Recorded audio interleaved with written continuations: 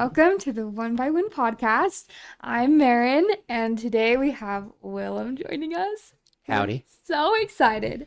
We are super excited to start this project, and we're going to start with Willem. The whole point of this podcast is to help us get to know our fellow ward members better and just kind of get a peek into their lives, I think. And So. I get to be the guinea pig. Yeah. But Marin's right after, so don't even worry about it. Oh, yeah. Well, Willem is... And then we're coming for you guys. Yeah, it's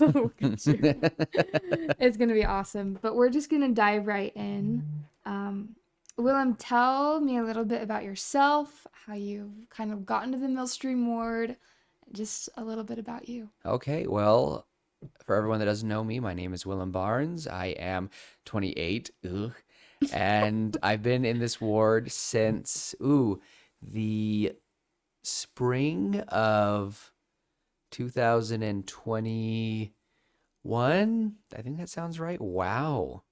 Yeah, I've been here for quite a long time now. It's been a lot of fun. Love the ward. I was there before. Well, I was in Lakeside, and then the ward combined all that fun jazz. Whatever. But I currently live alone. I live in an apartment. I work with Harvest Right in North Salt Lake. And I typically am just the guy who you hear laughing at the You have the inappropriate best times. laugh. And it's just been a lot of fun. So that's kind of my go-to. I just feel I jokingly call myself the mascot of the ward, but it's kind of been fun to actually be that in a way. So it's fun. It's You fun. are the face of the Millstream Ward. I don't want to, I'm not the face, I'm the laugh. I'm the laugh of the ward. Well, you have the best laugh. And don't worry about being 28. That is like such a golden number. You just have more experience. And yeah, you're Whatever you say. Oh, whatever. No, we're happy that you're in our ward and you've contributed a lot. And Oh, thank you. your laugh in sacrament meeting is what makes I've it. been really good lately. I don't want to hear it. Just kidding. We'll attach a sound bite. No. Oh my gosh. Oh. That's perfect. Well, one thing I want to know is what is something that defines who you are in your mind? What's something that's super important to you that has kind of shaped who you are today? Wow, something that has, well, we've kind of answered that question to some degree. My laugh has definitely been a noticeable trait of mine, and I am proud of my laugh. I really am proud of it. I try not to let some people out there tease me for it, but it is something that you go to family reunions and you will hear it from many different people. And it's just something that I have not analogy, but a, no, goodness, I can't think of the word. I have a way of thinking that just letting your laugh out, just let it out. I feel like a lot of people restrain their laughs, and I would just want people to try to laugh more childish. I think that, I love it's because you think of a little kid laughing and they let it go. You hear a baby laugh, your whole day's made, because that's how fairies are born. Remember that, everybody. But I think that we could just have if we laughed a little more, the world could be a lot better. And not laughing at people, laughing with people. I believe Yeah. laughter is truly a good medicine. I think that bringing joy to people, even if it's just a smile, if they can't laugh today, even just helping them smile, I think that is the best way to help people. One of the best ways to help people.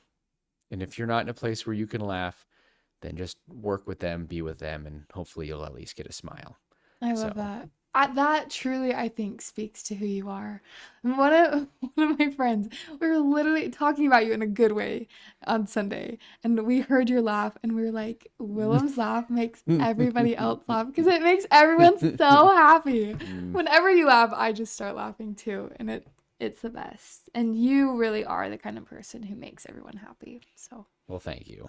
I love it.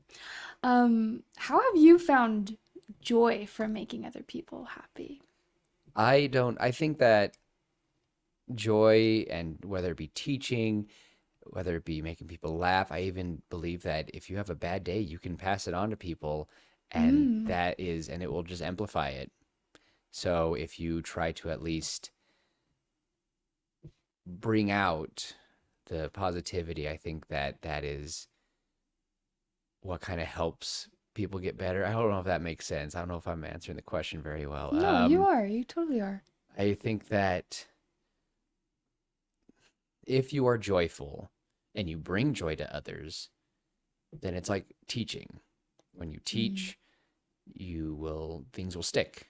I yeah. was a swim instructor, I was a lifeguard, and the best way to remember stuff was to teach. And so the best way to remember joy is to teach joy to others. It really is the best way to be happy is to make others laugh, to make others feel joy. Be kind. I think of just the scriptures. Do unto your fellow men what they would want to do unto you. It's just I hope that, and I know that I butchered that, and I hope no one gives me too much guff for that, but it it really is the best way, in my opinion, of thinking. If Yeah. you can spread joy, you yourself are like locking in your own joy. Yeah. No, it's the best way because even when you're having a bad day, if you can let other people smile, even when you're not having a good time, slowly you'll be filling up your own joy. I It's love how that. many people, that's why we see many people with depression be some of the funniest people in my opinion. Not to bring it down. I don't mean that. I No. just think of many examples of celebrities. One of um many of mine who I just think that that's what they do because they're Yeah. battling a lot of stuff. And I'm not out here saying that's what I do. I'm sorry if anyone's thinking like, "Oh my gosh, Willem." No, I'm not. I just it's just a thought I've had is I truly believe that when you spread joy and you work at spreading joy to people face to face, Yeah. it will help you. I So, love that. Oh, it's so true. And we're taught that God created us to have joy. yeah. Like, of course, there's so many things to learn on this earth, and I think that can be daunting to some people to feel like you come to the earth and you have this whole checklist of things you need to do. But really, simply, men are created that they might have joy, Yes. right? And that leads us to our last question. How do you know that God loves you? How do I know that God loves me? That is a wonderful question. I find that it's just the good in the world. Anytime I have any resemblance of hope, I absolutely am. I just am reminded of God. I try to look for God in all things. And lately, I love this trend that's been going on social media called Hope Core. And it's these just Yeah. cute little videos.